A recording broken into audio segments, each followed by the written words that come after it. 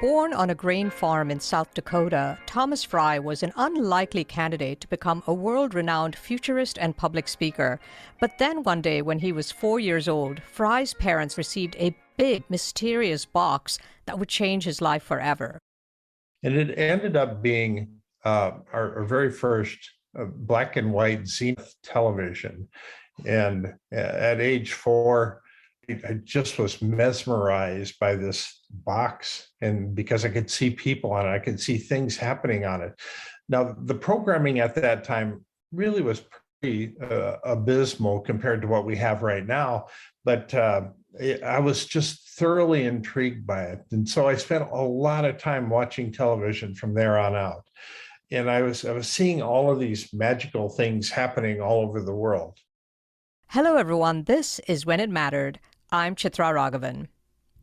Frey's mom put him on a tractor at age 11 to distract him from the television, but he would prove to be, in his own words, a terrible farmer because his mind was always elsewhere. In fact, it was in the future, and that's where it has stayed ever since. I'm so delighted today to welcome Thomas Frey. He's the founder and executive director of the DaVinci Institute and co-host of the Futurati Podcast. Over the past decade, Frey has built an enormous following around the world based on his ability to develop accurate visions of the future and describe the opportunities ahead. Before launching the DaVinci Institute, Frey spent 15 years at IBM as an engineer and designer, where he received more than 270 awards, more than any other IBM engineer. And if that isn't proof that he's no slacker, Frey also is a past member of the 999 Society, the High I.Q Society for those over 99.9 percentile. Thomas, welcome to When It Mattered. Hey, thanks for having me on. You know, you are the first guest on the show from the 999 Society, to my knowledge. So thank you very much for being the first. It's a little intimidating, but also quite an honor. I actually think that kind of these IQ rankings are a real poor metric for determining kind of the value or the intellectual capabilities of a person.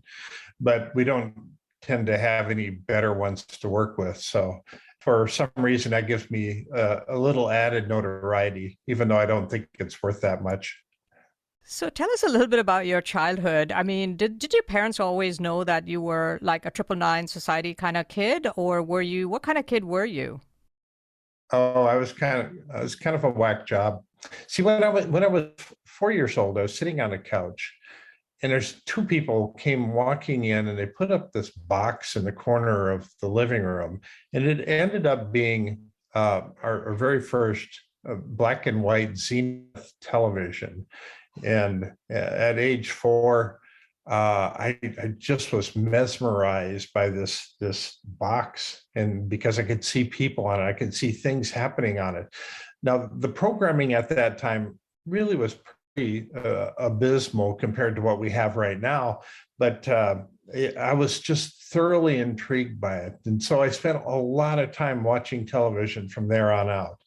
And I was seeing all of these magical things happening all over the world. Now, I spent so much time watching television that when I turned 11 years old, my mom just got frustrated with me and took me out to the tractor and with my dad and said, put him to work. And so that's what Dad did. He put me on the tractor, and I spent the rest of my childhood on a John Deere tractor driving around fields. Now, when you're driving around in a tractor, back in those days, there was really very little entertainment. So you had to use your mind to stay entertained. And I tell people that this has enabled me to master the fine art of contemplative thought, just being alone with your own thoughts out in the middle of nowhere. And I'm pretty sure I haven't really mastered anything. And I'm not even sure what, if there is a real good definition for contemplative thought. But for some reason, though, it's enabled me to think perhaps deeper than the average person on a lot of different topics. And so I spent a lot of time kind of lost in my own mind thinking about things. And it sounded like at some point you realized all of this thinking you were doing on that tractor made you realize that you did not belong on that tractor. So what happened next? Well, see, you don't really grasp that perspective when you're a young person. I always used to think I was just like everybody else. And so I came up with an idea. I'm pretty sure somebody else had already thought of it. And then it wasn't until much later than that I was finally able to grasp, well, these are rather unique ideas. It's a little bit different ability than most people have. And so I don't know, you end up kind of not having that perspective on the world in large crowds. I was born and raised in a little town in South Dakota, so there wasn't a whole lot of people there. And so I didn't have a lot of people to compare myself with. I mean, I was going in a grade school class of, I don't know, maybe 7 or 8 kids or something like that. And everything was small. And when we go back to the farm at night, it was just us kids. I have 4 siblings. We didn't have next door neighbors to go play with or anything like that. So we would have to drive places to meet up with other people. And so how did you end up, I guess you eventually left the farm. So how did you end up going from the TV box to the tractor, and from the tractor out to the world, and then on to IBM? Tell us a quick sort of summary of how that journey happened. I got this feeling that I saw on television all of these great things happening around the world, but they weren't happening here where I was. And I thought, wow, I really want to go there and really want to be part of all this stuff happening around the world. So after I left the farm, I actually moved down to Colorado, to the Denver area, and that was the big city for me. And it was this magical place with all kinds of things that were happening there. And I became kind of immersed in that society and all the stuff happening around that. I mean, it seemed quite amazing when I heard my first traffic report in the morning. I thought, wow, this is something I've never heard before. And the sound of traffic, right? Yeah, well, just I became enamored with the sound of the city. Just all of the things happening all the time. There was never a dull moment. And then you just wound up traveling all over the country. Right. Because I really wanted to see all the other parts of the country. So some friends and I, we drove, when we left South Dakota, we drove all the way to the tip of Florida, all the way down to Key West. And then we drove all the way up to the top of Maine and then up into Canada. And we started just traveling all the different states. And I hit every state in the country other than West Virginia, in Alaska and Hawaii. That was very rewarding in a lot of different ways because it gave me perspective on the world. Since that time, I've had the opportunity to fly to lots of countries around the world, give talks in these different cultures, and meet the translators and meet the people of those cities, and just kind of understand the differences that other people around the world have from the way I was raised. And that is such a mind-changing exercise, because once you start understanding that, no, they're not like me, and they've had a totally different upbringing, and they have totally different value systems, then you start understanding why it's such a crazy world out there, and why some of the challenges are just so difficult to get our minds wrapped around. Yeah. So then you turned 21, you were on the road, and you joined IBM at age 21. So how did that come about, and what impact did IBM have on your life and career? Yeah, IBM at the time was one of the cool companies to work for. It's a big, giant company. And they had these programs to submit ideas. And that's what I did. I said, well, I'm determined I'm going to make a name for myself just through my ideas through the company. So I started submitting ideas, and this was their suggestion program, and I submitted at least 150 different submissions before I hit on any of them. And this seemed like such a gruelingly large number, because I kept saying to myself, it's an odds game. I can play the odds. Sooner or later, I'm going to hit on some of these ideas. And so What were some of the ideas? Were there a couple of particularly crazy ones you had that you remember? And so this was stuff that you could suggest to them for them to carry out? Is that what it was? Right. Oh, it was things like people were carrying these bags of carbon black. This is in a toner area where they were making toner. And people were carrying 50-pound bags of carbon black up to this blender to dump the bags into it. And the steps going up to this blender were different heights. The first one was like 8 inches, and the second one was like 10 inches.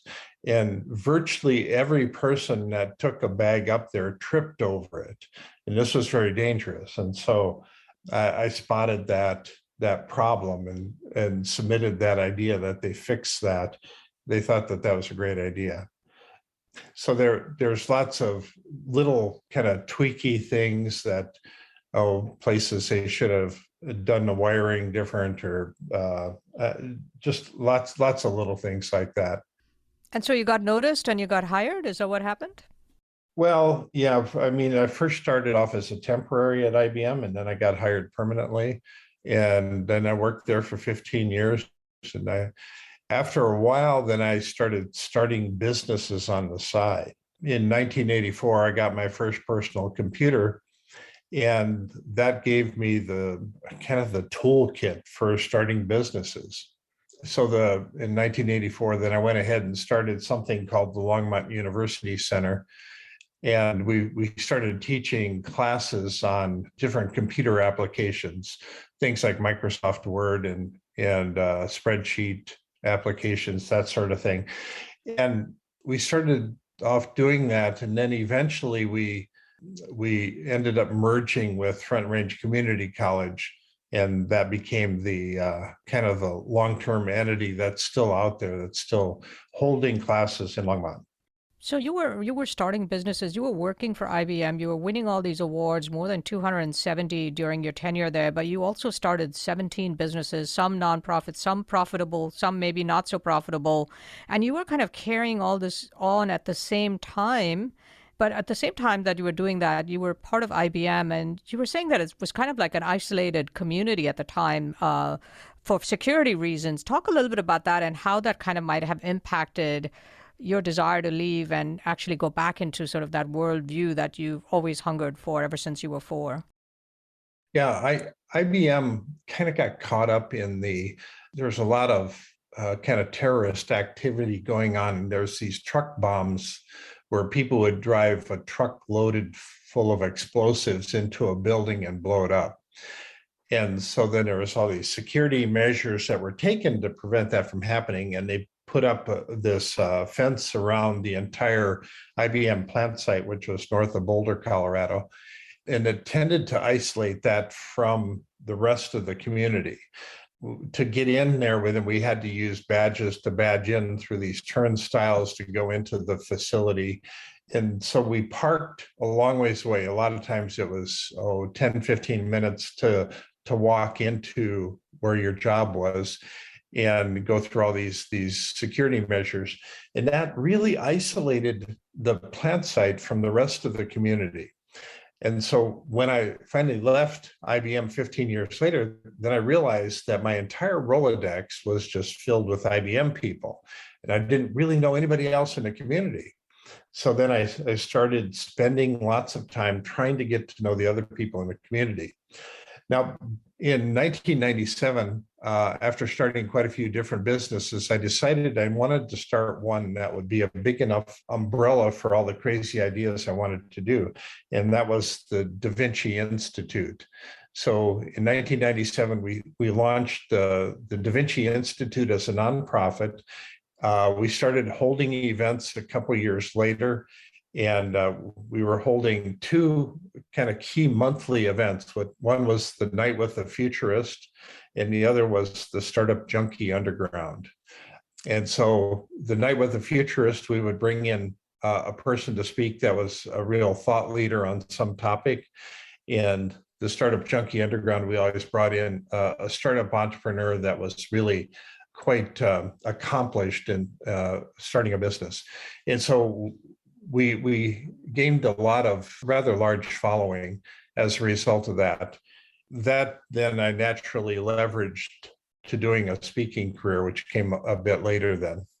I want to talk a little bit about the DaVinci Institute and some of the work you've done and since. But I just want to go back to one thing, which is, you won like more than 270 awards, and you had like more than 100 different suggestions for the IBM Suggestions Program, and you started 17 different businesses, including, I believe, a couple of Baskin Robbins. And I wonder, like, what is it like to be someone who is that large in life, that it's not one idea. Most people can't even get one business idea off the ground. You had 17, or one good idea to suggest to a corporation. You had more than 100, and, maybe one or two awards. You had 274. What is it like to be that person, and what impact does it have on you and the people around you?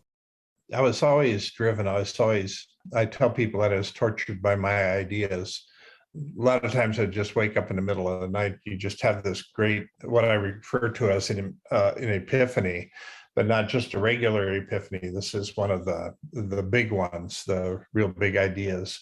You spend all night then taking that idea and rolling it around in your head, and you look at it from all kinds of different angles. You piece it together with other ideas, and then it's when you wake up the next morning and you try to decide, this is now a responsibility. I have to either do something with it, or I have to let it die, or I have to purposely put it on hold or something. So you have an obligation. And once you have this major epiphany, which is like a gift coming from the blue, from the great beyond, you have this obligation to do something with it. So it was tortured by these ideas, and the ideas were free and easy. And I had this dream one night when after I had started the DaVinci Institute, and this was like kind of like a nightmare. And I had this dream that suddenly, if I wasn't going to do anything with these ideas, that I would stop having them. And that was, to me, a fate worse than death. It was like getting your arm cut off or dying or something. And so then I felt like I had this obligation to do something with it. So then that's when I started my speaking career. And I realized that rather than go through all the onerous activity of taking an idea and turning it into an actual product and then selling it in the marketplace, which is very onerous. It takes huge amounts of time and energy.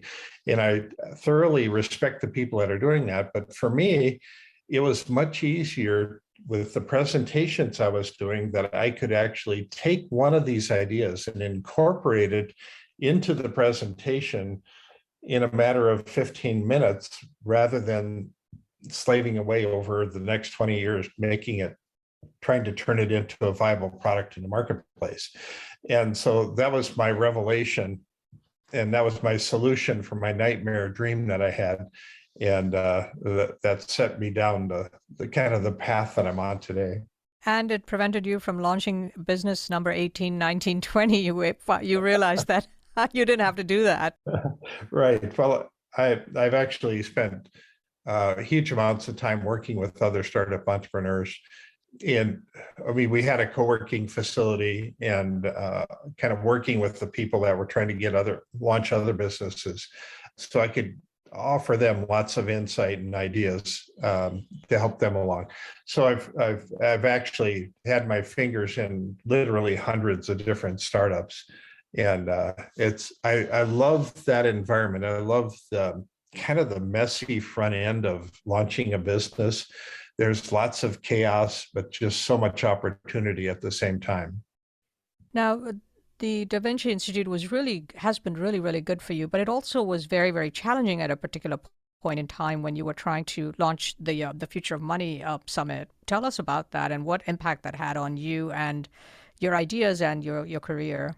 Yeah, we were doing little local events, and we decided to do something that would be much bigger, which is this Future of Money Summit. And we got Forbes magazine to sponsor it. We got the Gardner Group to sponsor it. we started bringing in pretty well-known speakers, Bernard Lietaer, who was one of the founders of the Euro. We brought in Reid Hoffman, who is the founder of LinkedIn. Oh, we had several other very well-known people. And then we proceeded to not turn a profit on it. So we kind of lost our backside on that one. But that was quite the interesting lesson. We had to dig our way out of a hole after that. So not everything turns out the way you want it to. But it gave you a glimpse into something really amazing, which is the future of money, because you were able to see, thanks to having those guests on who are talking about the future of money, this evolution of I think was the precursor even to cryptocurrency and Bitcoin, this whole idea of programmable currencies, which became, I guess, the precursor to crypto. What was that like when you started learning more about the future of what money might look like and then seeing it come to pass? Yeah.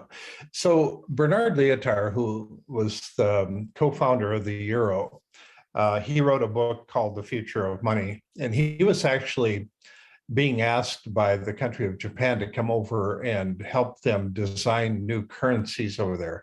And these were, at the time, they were being called complementary currencies. They were adding more and more. So he actually was involved in like 220 of these different complementary currencies. Now, these currencies were designed to do things like if you wanted to pay for your aging parents in an elder care facility, or if you had a kid who needed help with their daycare, paying for their daycare, you could then go out and do work like mowing somebody's lawn or fixing their car, and then get paid in this currency that then could be paid towards those services. And there was different mechanisms for making that happen. Now, there's a lot of experimentation going on at that time, and that really kind of set the stage for Satoshi Nakamoto later when he wrote in 2008, he wrote his grand thesis on Bitcoin and had figured out lots of the things that all of the components that needed to be in place for that to work. So this experimentation, I think, was such a valuable precursor to all of that. And one of the biggest issues was the double spend problem. If you have digital money, how do you prevent somebody from just copying it and spending it twice? And that's where blockchain came in and prevented that from happening. It gave me some unique understandings of the crypto world that most people don't have. Now, you were starting to, because of the DaVinci Institute now, you were becoming a professional speaker, you were on stage. Had you ever imagined that this was sort of the life you would end up having, especially when you were younger on that farm? It's a far cry from where you began. Yeah, that was the last thing I ever thought I'd be doing. Being a professional speaker, I was scared to death standing up in front of people. And I finally took a class one time on being a professional speaker. And the people that were teaching the class, they didn't think I had much of a chance in this world. So I dismissed their line of thinking. But and they were wrong, clearly. So yeah. So I was trying different things, and I was being asked to speak here and there.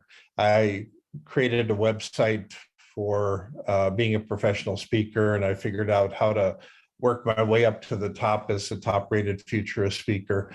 And so there's lots of components that you need to be a professional speaker, but one of them is that you need to write a number of papers, and now they've turned into blog posts, but at the time, that was before there was such a thing as a blog. But we started writing these articles, and in 2004, I wrote an article on the future of libraries. Now, I've never worked in a library. I just happen to love libraries. I think they're great. And I was speculating on all of the things that libraries needed to do to prepare themselves for the future. Now, the one thing I didn't realize at the time is that all the librarians talk to each other. They all talk back and forth. And so when I posted my paper on the future of libraries, is over the next 2 months, virtually every librarian in the world had read my paper. And then I started getting calls to come in and speak at the different library conferences. Some of the state library conferences, some just larger libraries would have me come in. I even got an invitation to speak at the Library of Congress on the future of libraries in Washington, D.C. That's quite an honor. That was quite the honor. So what did you say in that paper that was so striking to people? What did you imagine the future of libraries to be like that led to every librarian in the world reading your paper? Well, at the time, remember, this is 2004, so the internet was still very new. So for a lot of librarians, I mean, this was sacred ground. Going into a library, you couldn't have food or drink in there. You had to be very sober. You couldn't make any noise. Everybody was telling you to be quiet. And I was talking about how we were going to go from this long interface to finding information to a very short interface. So let me explain that a little bit better. If, as an example, somebody hands you a page full of questions, and your source of information is a large library, and you have to go find answers for all these questions. If you go through and research everything through the reference desk and through the card catalog, that very likely take you 10 hours to find those answers. And then now with search engines and video screens and the internet, that has gotten reduced down to roughly 10 minutes. So going from a 10-hour to 10-minute access to information has radically changed society. Now, the next evolution of this will be the 10-second interface, when somebody can put maybe some sort of a skull cap on, put it on your head, and somebody asks you a question and you can think your way to an answer within 10 seconds.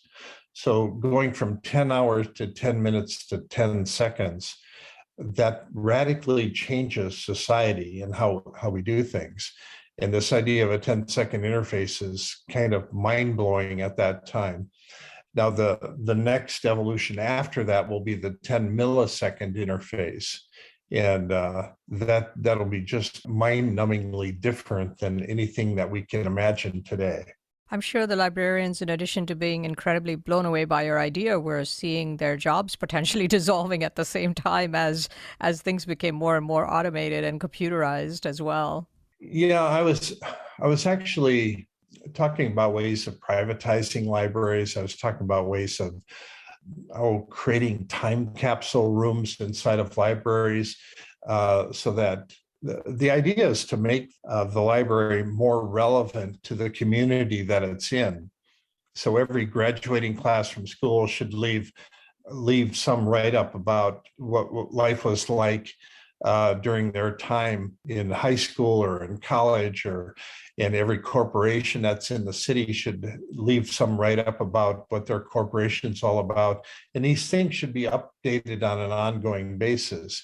And so this time capsule room is designed to actually track the kind of the history of the community.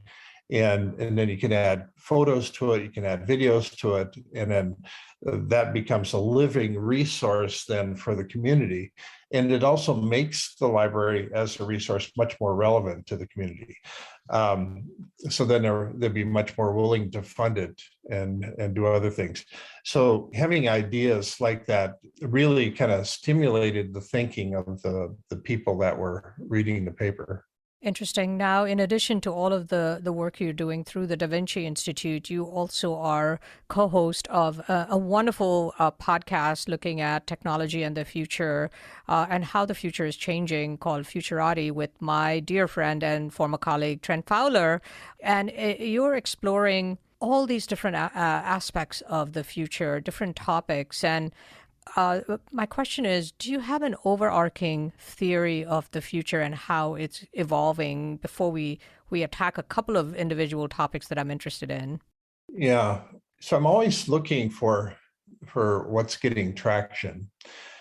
See, I read all of these papers that are coming out of research labs, and I look at it and say, wow, this is going to change absolutely everything. And then nothing happens, So This whole idea of affecting change, actually causing something to be different moving forward, that's phenomenally difficult to do that. Steve Jobs talked about that quite a bit. How do you affect change? And so I'm looking at what are the big things that are coming down the pike that are kind of where the smart money is going and what's getting real traction, and looking at all of these things and then say, well, what's missing, or where are the key inflection points in that? So as an example, we all hear lots of stories about autonomous transportation, but one of the critical kind of bifurcation points where we can go either way is, will we own our own cars, or will we just use a car when we need it?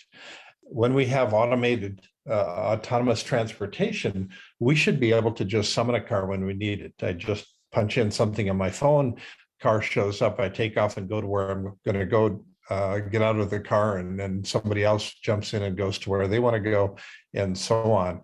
Now, right now, most cars are not used 96% of the day. Cars are just sitting around. They're sitting around in parking lots and garages and just waiting there as a wasted resource 96% of the day.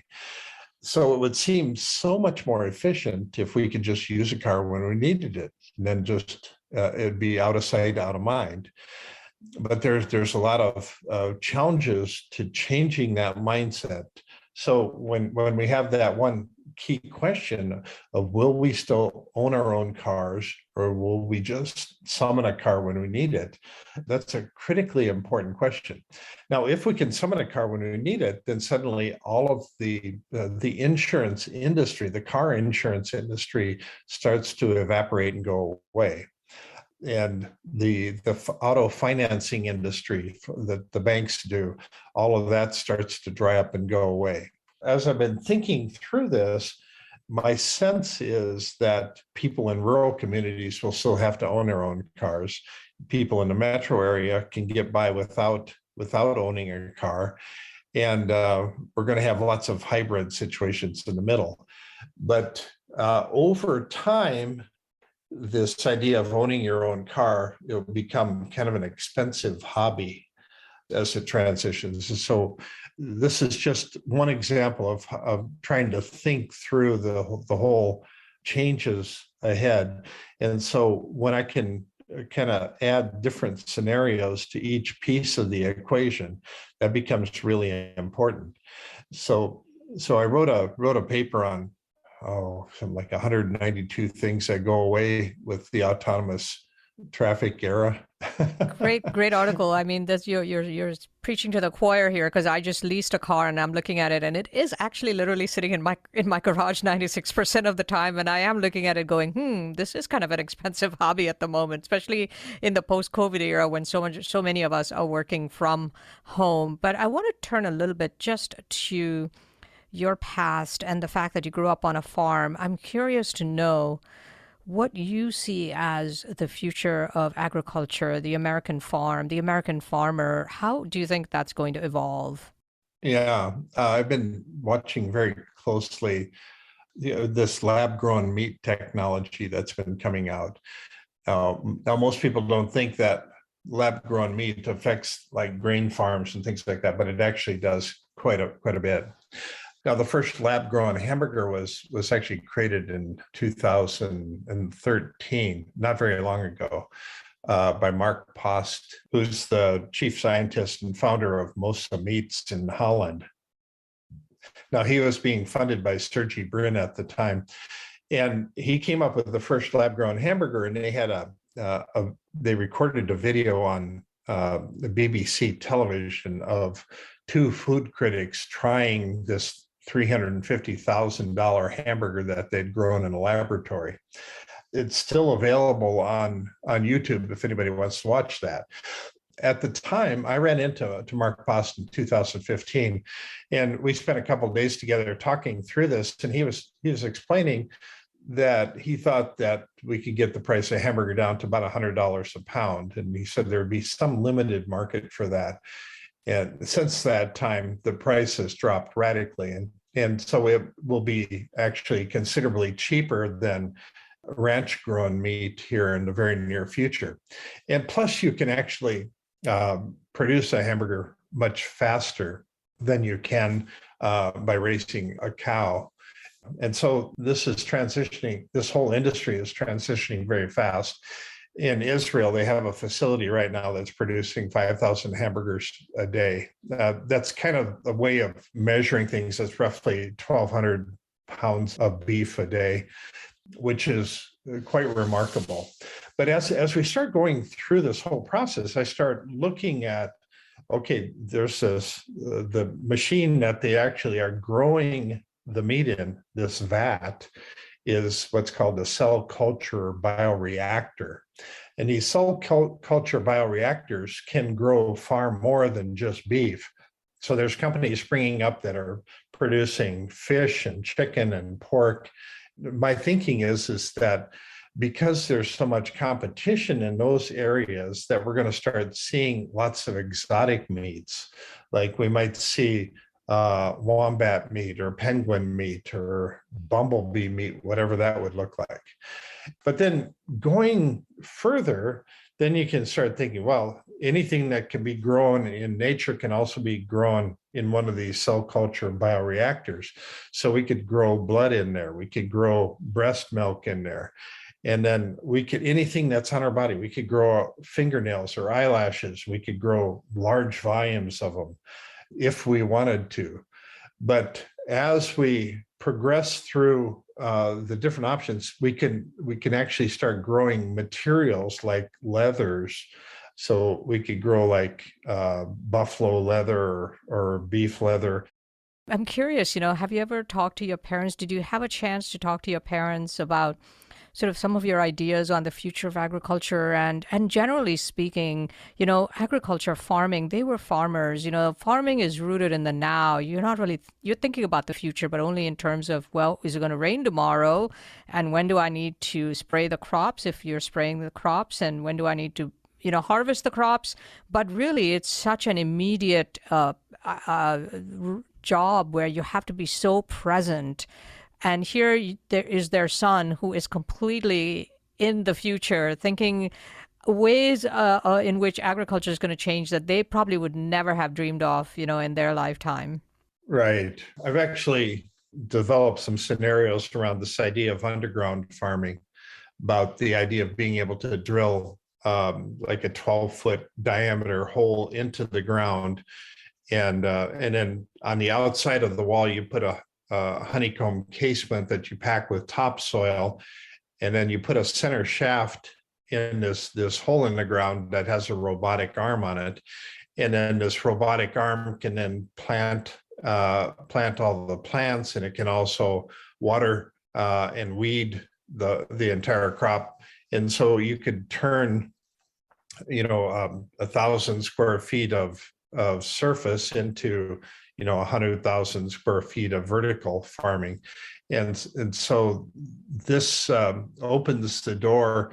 Now you can turn that center shaft into an optical shaft if you want, but you can also, there's a lot of work being done on artificial photosynthesis right now.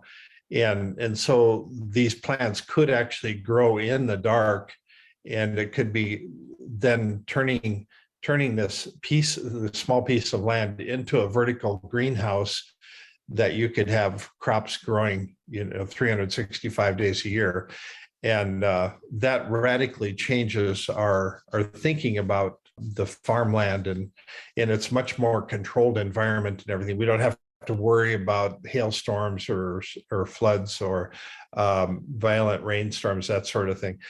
These ideas like this, I think, have great potential. So far, we haven't seen anybody do it quite like that.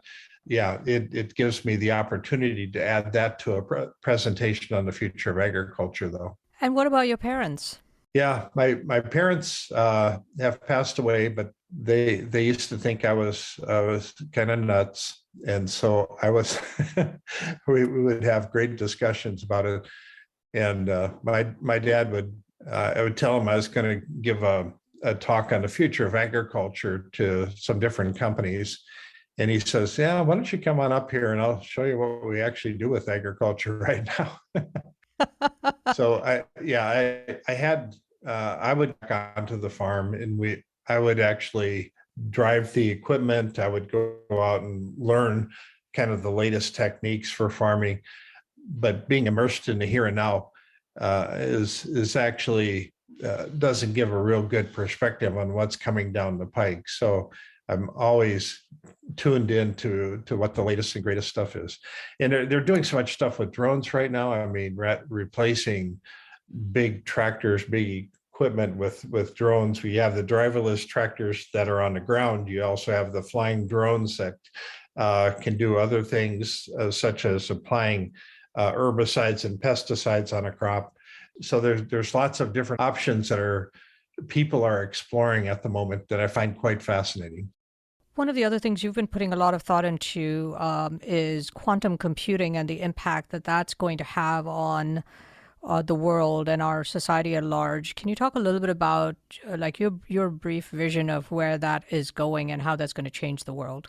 Yeah, quantum computing is really such a it's a difficult topic to get your mind wrapped around, because typically in computing world you have the ones and the zeros and everything's rated on you do all the programming just in ones and zeros. But in quantum computing you have these relative states. You can have relatively more of a one or relatively less of more of a zero, and so it kind of works on probabilities. And this changes kind of the nature of programming. It changes the way we calculate things. Now, quantum computing, well, theoretically, it's way faster, but it's not way faster in all applications. So we're trying to figure out, okay, what things is it good at doing? What things is it not good at doing? The first application for it will be breaking encryptions, which is going to make things very difficult. But sometime in the not too distant future, this will be kind of like the Y2K problem, but we're all going to have to upgrade to quantum level encryption on our computers. And so that'll be coming very soon. We used to joke about the mining operations in cryptocurrencies, and that once we get to a quantum computer era, that we will be able to actually mine all of the available cryptocurrencies in one afternoon. That, however, is not actually true because they have built-in limitations on that. But we're going to start seeing these hybrid half quantum, half traditional computer, and these will try to marry the best of both worlds into a single machine that we can accomplish great things with. So as an example, we're going to be able to use quantum computing to do drug discovery, to do lots of the heavy analytics in the banking world, the financial world. One thing that I think we might see is the ability to actually solve the room temperature superconductors, so that we can actually take all of the power lines that we have out in nature, out in our fields crisscrossing our countries, and we can reduce it down to a single line that's smaller than our little finger, and we can transfer all the power in the world that we need through these little lines that are going to be basically invisible to the general population. So rather than cutting up all of our environments with these massive power lines, we're going to have to start disassembling lots of these old systems that we have in place like that and replace them with the new ones. So once we're able to come up with this room temperature superconductors, that's going to change our lives in lots of interesting ways. Before we wrap up, I want to just touch on one other area of life and work and education, and that is the impact that COVID-19 has had on our society and the future of education and the future of work in particular, and where you see that going as the pandemic kind of settles down into this constant, undertone in our lives. How big a change is this going to be in terms of permanence and size and scope? Yeah, great question. I actually give quite a few talks on the future of education. That's one of one of the hottest topics right now. The average person is consuming information over 12 hours every day. We're listening to music, we're watching television, listening to podcasts. We have information flowing into our mind all the time, but we don't get credit for most of this. We only get credit for the things that colleges and the academic world has said that this is valuable to learn. Well, it all is valuable to learn on some level or another. So I think that the first step is that we're going to start seeing assessment bots that will start hearing what we're hearing and seeing what we're seeing, and then they can assign what I refer to as micro credits to each of these things that we're consuming. The way I think about micro credits is 100 micro credits equals 1 college credit. And so these assessment bots are going to, the first iteration of them, I think they will look like smart glasses that we put on, and then they can see what we're seeing and hear what we're hearing. And then we'll have other different sensors that enable us to actually pass along all the things that we're touching and feeling at the same time. So then we'll start getting credit for all of this, the things that we're learning that are not necessarily approved by academia. As we do that, we're going to actually have to create some sort of an equivalency scale that's outside of traditional academia. So after you've gained enough micro credits, this will be the equivalent of a bachelor's degree or the equivalent of a master's degree or of a PhD. And then I think it goes far beyond a PhD. I think we end up actually on this equivalency scale, we actually go up to maybe 200 or 300 levels above a PhD. And the top one might be some category 5 black belt PhD that only 3 people in the world have actually achieved. So doing that, it gives us a far different way of assessing, evaluating the value that people bring to the table. I always like to ask the question, if somebody reads 1,000 books, is that the equivalent of a college degree? Or if somebody watches 1,000 movies, is that the equivalent of a college degree? And the right answer for that is, well, it depends on the books and it depends on the movies. Some of them, yes, some of them, no. So all of this stuff starts moving us into the swirling world of a new way of evaluating kind of what we have going on in our heads, evaluating the individual, as opposed to just looking at some diploma that's hanging on a wall. That's a very crude way of assessing somebody's value to a business or to a corporation. Yes, I have 2 crazy, smart, young boys, older boys, 22, 17, and I always ask them, they're largely self-taught. They have the traditional education, but really, they know so much beyond the traditional education. And I ask them, where do you hear this information? Where do you read this? How did you know this? And it's always, Mom, it's always around us. It's around us. They're just absorbing this in staggering amounts of knowledge. And it really is fascinating. So I think what you're saying, there's a lot of merit to that, of how do you measure that acquired knowledge that is now happening through the internet. And in terms of, just to wrap up, COVID and the future of work, it just seems like there is such a seismic shift in how people work because of COVID-19. And now there's this huge attempt to try to reverse at least some of that to get people back into the offices. Where do you see this going? Well, the average person that stopped going to the office and started working from home has suddenly found an extra 28 days worth of time in their life each year. And they don't want to give that up. I mean, when you get rid of that commute time, which you're not getting paid for, and that you're spending a huge amount of time and energy on gas and car time and all that, people are going to be very resistant to giving that up. So I think most of the work moving forward is going to be some sort of a hybrid arrangement where you have to show up 2 days a week or 3 days a week in the office, and the rest of the time you can work from your home.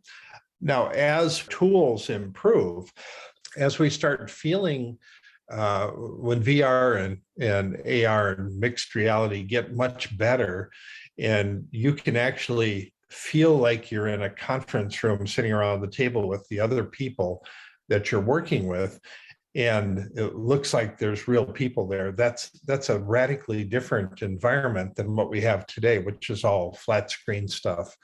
But the work environments are going to change into much more interactive play. And I think lots of the metaverse world that we see coming down the pike will tend to gamify lots of things in life, and our work life and our gamified personal life are going to be merging in lots of interesting ways as we think about ways of actually empowering people that are on the sidelines right now. And they can actually earn money just by incentivizing somebody to make a purchase that they normally wouldn't make through some techniques that they might be using. So I think we're in for an exciting time ahead in the world of work. Now, we've been predicting that lots of jobs are going to go away. The interesting part of it is that we're creating actually more jobs than the ones that are going away. So we don't automate jobs out of existence. We actually automate tasks out of existence. Like the last 150 years, the only job that's been totally automated out of existence is that of the elevator operator. So if you think about somebody that was a meter reader, they would go out and read the water meter or the electric meter on somebody's house or on their business. Once we're able to electronically transmit the information into the office, then they can get that data without actually having to physically travel to that building. Then that part of the job goes away, but they did a lot of things beyond just going out and reading the meters. And so the meter reader job gets redefined, it gets reworked, and naturally they can do it with fewer people, but the job itself doesn't completely go away. So we're going to see lots of these these hybrid positions where certain tasks go away and other ones get added to it. And I don't know, I think we're living in a very exciting time right now as we get to try new things, experiment with new things. And it can be all for the better of humanity, or it can be for the worse of humanity. The jury is still out. Well, Thomas, looking back on your younger self, that 4-year-old glued to the TV set and sensing without knowing that it would change your world, to that young man who left home and traveled all over the country, hitchhiking and camping and understanding what it is to be in the present and in the future, that IBM award-winning engineer, serial entrepreneur of 17 different businesses, the DaVinci Institute, Futurati Podcast, hundreds of awards. What would you say to your younger self about the journey that you have been on? Kind of hold on tight. It's going to be a wild journey, I guess. Yeah, there's certain skills I wish I would have prepared myself for earlier. There's certain bold moves, ending a business that's failing sooner than I was willing to do. Maybe not taking some of the risks that I did, maybe taking other risks. Yeah, that's a great question. I wish I had a good answer for it. So what's a good life lesson, would you say, based on your serial entrepreneurship and having created 17 different businesses over your lifetime? One of the things I tell entrepreneurs is that the first question that they need to learn how to answer is the very simple question: why don't you get a regular job? You're going to get that question asked 1,000 times. You're going to have that question asked of you by your parents, by your brothers and sisters, by your grandparents, all your friends around you. And it's just that very simple question: why don't you get a regular job? And your ability to answer that question first for yourself and then for everybody else is a critical piece of becoming kind of the durable entrepreneur that you need to be. I used to get that question from my mom all the time. She said, why don't you just get a regular job? And then at one point I said, maybe I should get a regular job. So then I went out and applied for like 1,000 jobs. And then I realized that nobody's going to hire me. After I've been an entrepreneur for a while, I become part of the hardcore unemployable. Nobody's going to hire somebody who thinks like an entrepreneur, because after 2 weeks, I'd be telling my boss what to do. They don't want that kind of person working for them. So anyway, that I think is a valuable piece of advice. Well, Thomas, thank you so much for joining me on When It Mattered and for this fascinating conversation. All right. Well, I appreciate it. And I wish you a terrific future. Thomas Frey is the founder and executive director of the DaVinci Institute and co-host of the Futurati Podcast, along with my friend and former colleague Trent Fowler. Over the past decade, Frey has built an enormous following around the world based on his uncanny ability to develop accurate visions of the future and describe the opportunities ahead. Before launching the DaVinci Institute, Frey spent 15 years at IBM as an engineer and designer, where he received more than 270 awards, more than any other IBM engineer. He also is a past member of the 999 Society, the High I.Q. Society for those over 99.9 percentile. As part of the celebrity speaking circuit, Frey continually pushes the envelope of understanding and creating fascinating images of the world to come. This is When It Mattered. I'm Chitra Raghavan. When It Mattered is a podcast from Good Story, an advisory firm helping technology startups with brand strategy, positioning, and narrative. Our producer is Jeremy Kaur, founder and CEO of Executive Podcasting Solutions, with production assistance from Kate Cruz. Our creative advisor is Adi Wineland, and our research and logistics lead is Sarah Muller. Don't forget to subscribe to the show on Apple Podcasts or your preferred podcast platform. And if you like the show, please rate it 5 stars, leave a review, and do recommend it to your friends, family, and colleagues. For questions, comments, and transcripts, please visit our website at goodstory.io or send us an email at podcast@goodstory.io. Join us next week for another episode of When It Mattered. I'll see you then.